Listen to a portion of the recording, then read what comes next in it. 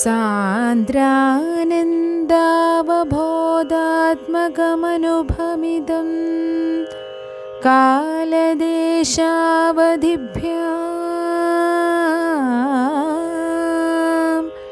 നിർമുക്തം നിത്യമുക്തം നിഗമശതസഹസ്രേണ നിർഭാസ്യമാനം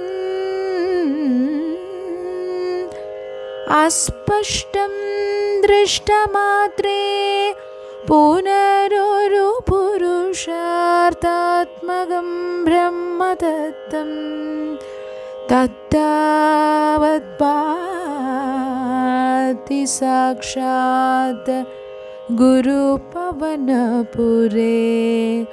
ഹന്തഭാഗ്യം ജനാനാം. 2025 നാരായണീയ ദിനം നാളെയാണ്. ഡിസംബർ 14 ഞായറാഴ്ച ആചരിക്കുകയാണ്. ഈ ദിവസമാണ് മേൽപ്പത്തൂർ നാരായണ ഭട്ടത്തിരിപ്പാട് നാരായണീയം രചിച്ച് പൂർത്തിയാക്കി അവിടെ സമർപ്പിച്ചത്. ഇത് എല്ലാ വർഷവും വൃശ്ചികം 28 വരുന്നത്. ഇപ്പോൾ തിരുവനന്തപുരം അഭേദാശ്രമം പോലുള്ള സ്ഥലങ്ങളിൽ പ്രത്യേക ആഘോഷ പരിപാടികൾ നടക്കും. നാരായണീയ പാരായണം, പ്രഭാഷണങ്ങൾ എന്നിവയൊക്കെ ഉണ്ടാവും.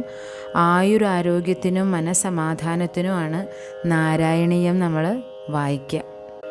എല്ലാ വർഷവും വൃശ്ചികം 28 ദിവസമാണ് നാരായണീയ ദിനമായിട്ട് ആചരിക്കണമെന്ന് പറഞ്ഞല്ലോ.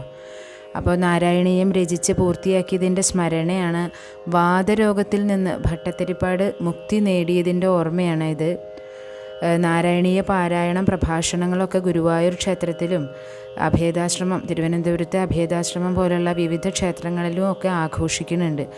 അപ്പോൾ ഈ ദിവസത്തിൻ്റെ പ്രാധാന്യം എന്ന് വെച്ചാൽ നാരായണീയത്തിലെ ആയുരാരോഗ്യ സൗഖ്യം എന്ന അവസാന പദത്തിൻ്റെ പ്രാധാന്യം ഈ ദിനത്തിൽ നമ്മൾ ഓർക്കേണ്ടതുണ്ട്.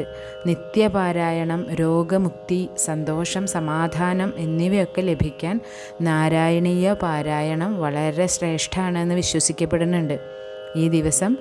ഈ ദിവസമെങ്കിലും നാരായണീയ പാരായണം ചെയ്യുക.